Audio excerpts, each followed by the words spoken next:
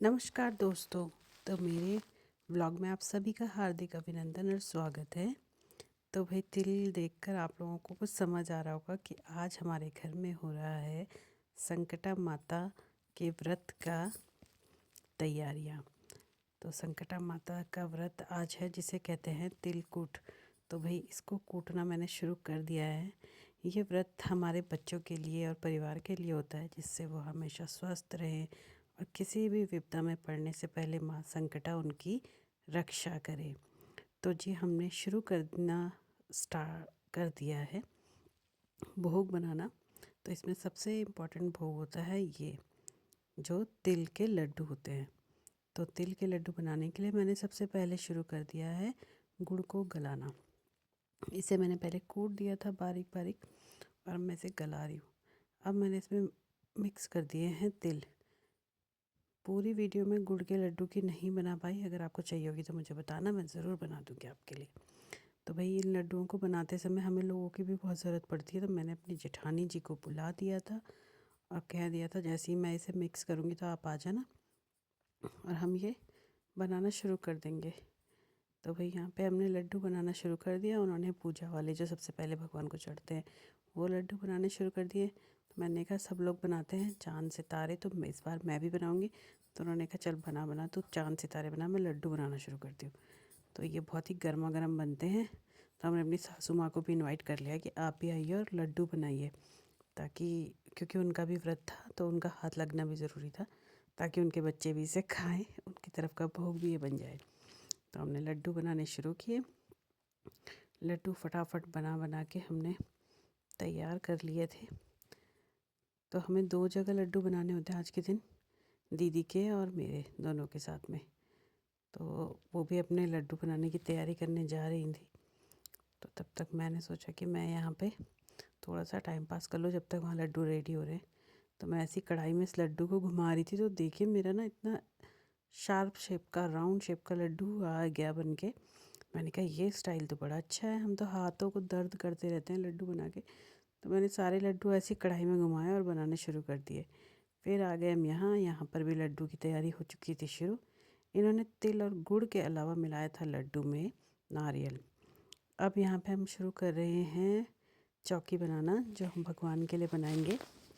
इसमें हम एक गोबर के गणेश बनाते हैं और लक्ष्मी नारायण की मूर्ति लगाकर यहाँ पर पूजा का स्थान स्थापित करते हैं।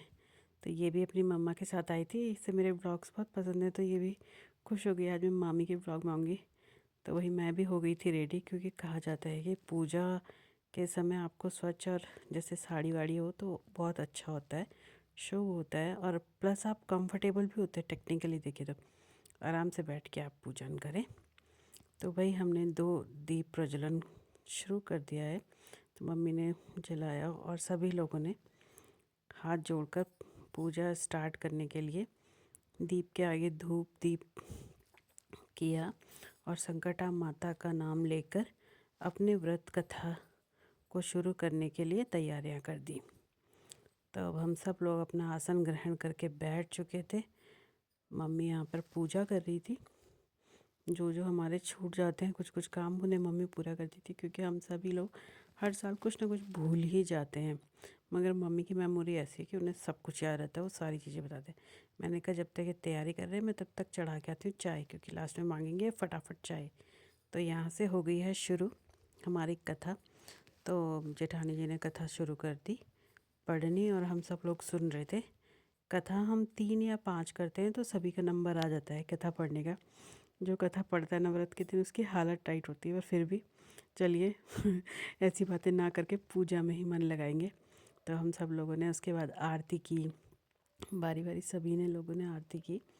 तो मेरा नंबर आया, मेरी सासू जी मम्मी का नंबर आया, और फिर हम इसमें चाची जी हैं, बुआ जी हैं, सभी लोगों ने आरती की। इसमें हम गणेश जी की और माता की आरती करते हैं। तो जब आरती संपन्न हो गई थी तो हमने लास्ट में सब लोगों ने मिल कर के अपनी अपनी थालियों को एक साथ रखकर थोड़ी देर बैठ के आराम से चाय पी। फिर हो गया था खाना वाना बनाने के बाद टाइम हो गया था छत में जाने का, क्योंकि आ चुके थे हमारे चंद्रदेव जी। और सब लोगों ने हमने चंद्रदेव को नमन किया। और अपना सबसे पहला काम हम करते हैं अग्निदेव को भोग भोज चढ़ाना। तो हमने जो भी खाना बनाया था वो सब हम एक थाल में लेके आ गए थे और हमने सारा अग्नि जलाकर अग्निदेव को वो चढ़ा दिया था। अग्निदेव को देने के बाद खाना हमने शुरू की पूजा अर्चना चंद्रदेव की। तो चंद्रदेव को अर्घ देकर यहाँ पर जेठानी जी ने शुरू कर लिया था पूजा करके अपना। कुछ भी कहिए आप, ये व्रत उद करके बहुत ही अच्छा लगता है।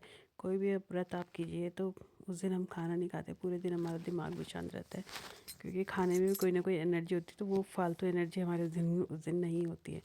काफ़ी शांत और कूल मन होता है। भगवान को एक दिन तो हमें अपना सा देना ही चाहिए जिसमें हम केवल उसी को याद करते रहें पूरे दिन में, हर चीज़ उसी के लिए हो। तो यहाँ पे हम सब ने अपने बच्चों के लिए प्रार्थना की कि संकटा माता, जैसे आपने कहानी में बताया है अब उस बच्चे की आपने रक्षा की थी, वैसे ही हमारे बच्चों की भी हमेशा रक्षा करना। कभी भी कोई भी विपदा आए आप हमेशा उनके साथ खड़े रहना, सदा उनका ध्यान रखना, यही कामना करते हैं। और जो भी मेरे व्यूअर्स ये देख रहे हैं, मैं उन सब के लिए भी यही कामना करूँगी कि उनके बच्चे भी स्वस्थ रहें और विद्या बुद्धि में सदा परिपूर्ण रहें, सदा उन पे माता का आशीर्वाद बना रहे, वो सदा खुश रहें। तो यहाँ पे हम लोगों ने करी है पूजा। तो यहाँ पे भी हम कुछ कुछ भूल रहे थे, तो जैसे जैसे जिसको याद आता, अरे हम ये चीज़ भूल गए, चीज़ चलिए अब हम ये कर देते हैं। तो यहाँ पे हमने जल चढ़ा दिया। जल हमने नीचे नहीं गिराया, पौधे थे तो मैंने कहा ये पौधों में ही पानी डालिए ताकि पौधों को भी पानी मिल जाए, वेस्ट ना हो, और हमारी पूजा भी हो जाए। तो दोनों ही काम संपन्न हो चुके थे और अब लगी थी ज़ोरों की भूख।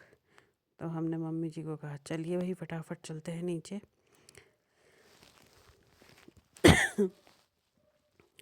तो यहाँ पे हम सभी की पूजा हो गई थी संपन्न। मैं चंद्रदेव को प्यार से सहलाते हुए बोल रही थी कि भाई हमारी सदा हम ऐसे ही व्रत करते रहें और ऐसी खुशहाली हमारे घर में बनी रहे। ये मेरी धूप दिया फिर भी लास्ट में छूट गया था, इसे भी कर दिया। तो फिर अब हम लोग जा रहे हैं नीचे खाने के लिए। तब तक मेरे बच्चे ने बताया मम्मा आपने तो कायन के लिए भी व्रत लिया है। तो कायन भी बड़े ही प्यार से देख रहा था कि अभी मम्मा ऊपर क्यों गई है, और वो मेरा इंतज़ार कर रहा था मेरे पास आएगी। ऐसा लगता है कि जैसे कुछ सवाल पूछ रहा होगा कि कहाँ गए थे, क्यों नहीं आ रहे हो, मेरा खाने का टाइम हो गया, भूख लगी मम्मा, भूख लग गई है, लेकर आओ मेरे लिए हाँ हाँ बेटा ला रही हूँ ला रही हूँ ला रही हूँ। फिर काटना भी शुरू कर देते। मैंने कहा फटाफट जाती हूँ, हम खाना खाएंगे तो फिर इन्हें भी देंगे। तो गए अंदर तो सबने अपने अपने बच्चों को धागा बांध के और लड्डू का प्रसाद देकर अपने व्रत को खोला। तो भाई यही होता है हमारे उत्तराखंड में, किसी भी पर्व को बहुत ही खुशहाली से मनाया जाता है। और पर्व में अगर परिवार साथ में हो तो उसका मज़ा दुगना हो जाता है। तो यही चीज़ें हैं जो हमारे रीति रिवाज, बोलते हैं ना कि हमें कुछ कहकर नहीं सिखाना होता। जो ये बच्चे देख रहे हैं ना, बस ये इसी से सीख जाएंगे, क्योंकि देखकर जो हमें लर्निंग आती है ना अच्छी, वो हमारे लिए पूरे लाइफ टाइम के लिए होती है, क्योंकि उस पर हमारा प्रेशर नहीं होता। वो चीज़ हम बस ले रहे हैं अपने अंदर और उसको ही हम आगे कहीं ना कहीं हमारे एक मेमोरी बैंक में होता है। और जब हमें उस चीज़ के लिए करना होगा तो हम ज़रूर उसे करेंगे। तो हमें अपने रिलीजन ज़रूर, हमें अपने संस्कार बच्चों को देने चाहिए, समझाना चाहिए कि हर चीज़ की वैल्यू होती है, ताकि उन्हें भी अपनी लाइफ में आगे जाके हर चीज़ की वैल्यू का पता चले कि कोई भी चीज़, हमारे रीति रिवाज ऐसे व्यर्थ नहीं है। सबका एक एक अपना अनमोल समय पे अनमोल भाग निभाता है हर फेस्टिवल हमारा। तो यहाँ पे आई अब हमारी बारी। हम भी बच्चों को अपने कर रहे थे पूजा बच्चों की। आज तो इनकी सेवा करनी होती है, रोज़ तो ये मार भी खाते हैं बट लेकिन आज इन्हें बहुत ही प्यार से रखना होता है। बच्चों को हम पूरे दिन समझाते रहते हैं आज तुम्हें नहीं मार खानी हमारे हाथ से, इसलिए उल्टे काम कुछ मत करना। तो जी हमारे यहाँ एक छोटा बच्चा है जो कह रहा था कि ये कौन सा व्रत है, आपने कहा था नहीं मारूंगा, मारा क्यों मुझे?